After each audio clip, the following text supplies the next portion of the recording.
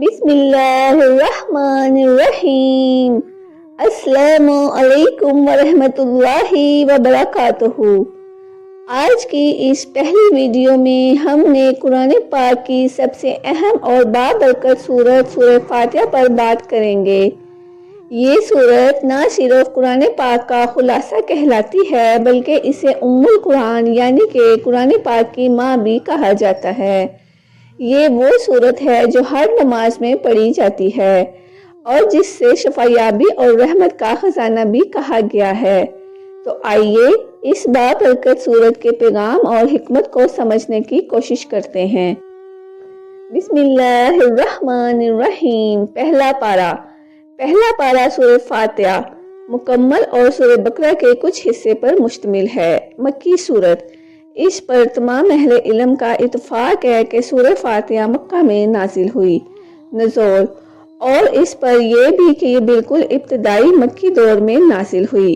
وجہ تسمیہ: جب قرآن مجید کھولا جاتا ہے تو سب سے پہلے یہی سورت نظر آتی ہے، تو گویا سورہ فاتحہ قرآن کو کھولنے والی ہے، اس نسبت سے اسے سورہ فاتحہ کہتے ہیں۔ آیات: یہ سورت 7 آیات پر مشتمل ہے۔ ام القرآن: مختصر ہونے کے باوجود اس میں کتاب مقدس کے اساسی مقاصد اور اجمالی طور پر آگے ہیں، اس لیے اسے ام القرآن کہا جاتا ہے۔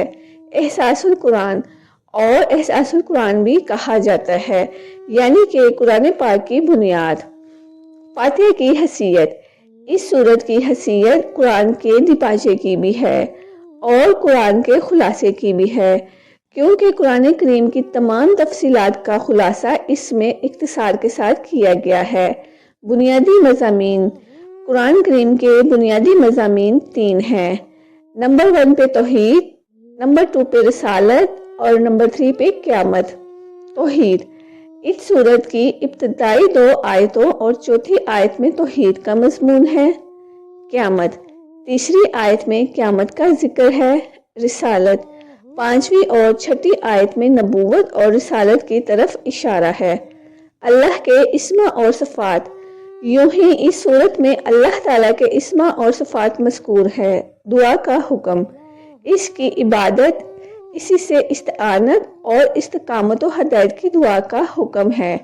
تذکرہ: ایک طرف انبیاء علیہ السلام کا تذکرہ ہے، بچنے کی تلقین، تو دوسری طرف ان قوموں کی روش سے بچنے کی تلقین ہے جو اپنے علمی اور عملی کجروی کی وجہ سے اللہ کے غضب اور عذاب کی مستحق ہو گئی۔ دعویٰ: یہ دعویٰ بلا خوف و تردید کیا جاتا ہے کہ سورہ فاتحہ ایک بے مثال دعا ہے، معارف کا بیش بہا خزانہ اور قرآنی علوم کا ایسا شفاف آئینہ ہے کہ جس میں 113 صورتوں کی جھلک ہم مختصر وقت میں دیکھ سکتے ہیں۔ حکمت: شاید یہ جھلک بار بار دکھانے کے لیے ہی ہر نماز کی ہر رکعت میں سورہ فاتحہ کا پڑھنے کا حکم دیا گیا ہے۔ الحمدللہ، آج ہم نے سورہ فاتحہ کی عظمت، اس کے مضامین اور اس کے پیغام کو سمجھنے کی کوشش کی۔ یہ سورت ہمیں سیدھے راہ پر چلنے کی دعا سکھاتی ہے اور اللہ کی رحمت و ہدایت کا ذریعہ ہے۔